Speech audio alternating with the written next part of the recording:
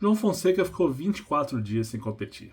Não estava no ritmo ideal para estrear no Masters 1000 e isso ficou claro nessa primeira rodada em Toronto, quando ele perde para o australiano Tristan Skulkate em 2 sets, 7-6, 6-4. João teve mal nas devoluções, teve descalibrado nos rallies de fundo de quadra, teve num nível muito abaixo do que ele podia apresentar, né, do que a gente já viu ele apresentar. E quando isso acontece, é óbvio que foi um jogo que ele estava, né, sem ritmo e começam a vir as críticas sobre a escolha de calendário dele. Como, né, muita gente achando que ele deveria ter jogado um torneio antes de Toronto, podia ter jogado em Washington, podia ter jogado em Los Cabos, enfim, podia ter feito um calendário diferente com mais torneios em quadra dura antes de entrar num torneio já forte como Toronto, ainda que desfalcado, mas um Masters 1000 que não tem muita margem para dias ruins, né? Você não consegue avançar ali, só tem adversários, né, de nível forte. Se você tiver um dia abaixo do seu melhor, você corre o risco de ser eliminado cedo, e foi o que aconteceu com o João. Né? Então, é óbvio que jogar um ou dois torneios a mais em quadradura teria ajudado o João, né? Não tem dúvida.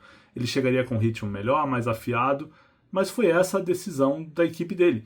E é uma decisão compreensível, tá?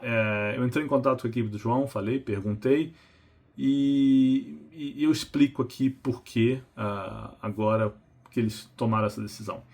E eu acho que a primeira coisa que é importante que todo mundo saiba é que o calendário do João não tem só Toronto, Cincinnati e US Open, né? Ele sai do US Open e ele vai jogar a Copa Davis, que é na semana imediatamente seguinte ao Grand Slam americano. Depois da Copa Davis ele vai para a Lever Cup. E isso significa que é uma sequência que começou para ele ontem, dia 28 de julho, e vai acabar em 21 de setembro. São quase 2 meses sem voltar para casa. Tem uma semana de descanso, que é a semana antes do US Open, entre Cincinnati e o US Open. E mesmo assim, se ele, né, de repente pintar de querer jogar aquela gincana lá do torneio de duplas mistas, nem essa semana de intervalo ele tem. Então são quase 2 meses sem intervalo, sem voltar para casa, sem, né, tá na sua base de treino e sem descansar tanto assim, né? Tem mais duas coisas que são importantes pontuar aqui. Primeiro, que ele é um adolescente de 18 anos, está com o corpo ainda em desenvolvimento, né, para jogar no nível que ele está jogando. E você fazer um calendário muito pesado pode provocar uma lesão. E uma lesão pode causar um prejuízo muito maior do que uma primeira rodada em Toronto, né? Perder uma primeira rodada. Você pode ficar 2, 3 semanas, um mês fora, quiçá até mais. Então, fazer um calendário que não seja tão desgastante, pensa nisso, evidentemente, né? E o outro ponto é que quando você faz um calendário, você faz sem prever o futuro. Você não sabe se o tenista vai avançar 1, 2, 3 rodadas ou vai mais longe num torneio. Então você tem que se preparar para o pior. Então você tem que calcular que, olha, o tenista pode fazer um número X de partidas.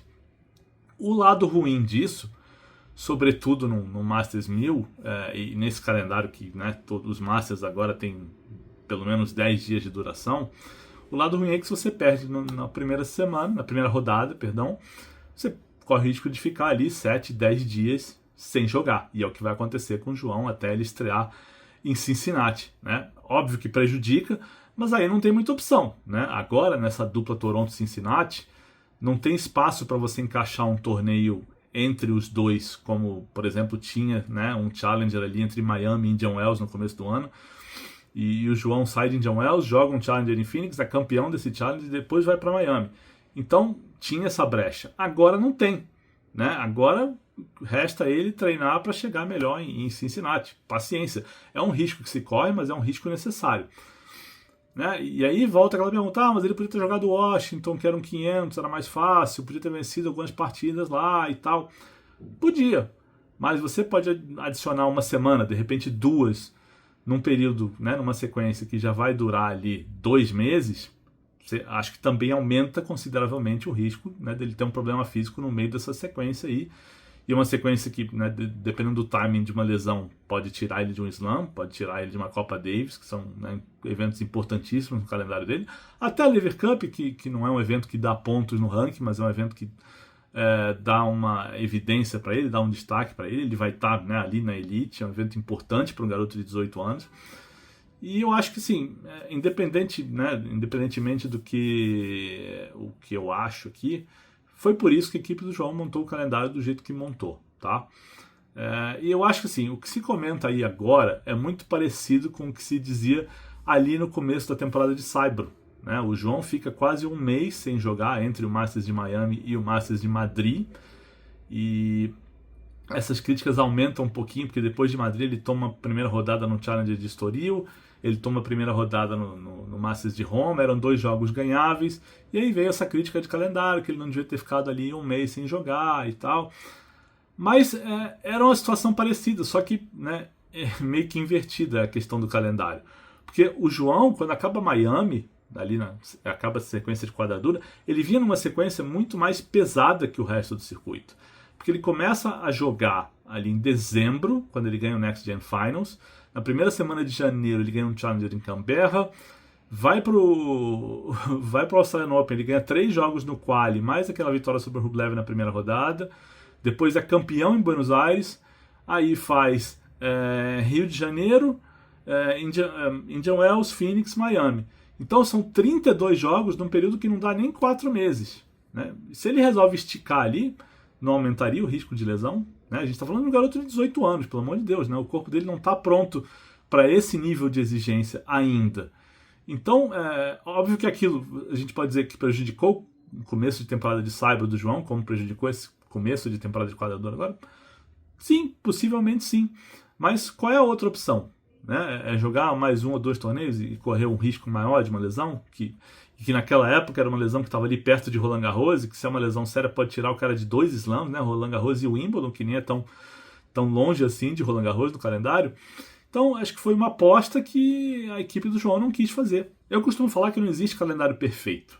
O calendário perfeito, assim, entre aspas, ele só existe quando o tenista chega no final da sequência de torneios e ganha tudo, ou ganha o que é mais importante ali. Mas essa é uma análise que é feita de trás para frente, que eu não acho que seja muito correta ou muito justa, sabe? E honestamente, minha opinião, eu acho que o time do João acertou tanto na parada antes da temporada de Saibro, quanto nessa parada agora antes dele entrar na sequência de quadradura. O João, ele não é um tenista que vem sendo preparado para ser grande amanhã, depois da manhã ou na semana que vem. Ele é um tenista que tem uma carreira que vem sendo desenhada, projetada, para ele ser grande e se manter em nível competitivo, em alto nível, por muitos anos. E óbvio que não existe garantia, né, 100% de sucesso no tênis ou em nada na vida, mas eu acho que o caminho é por aí.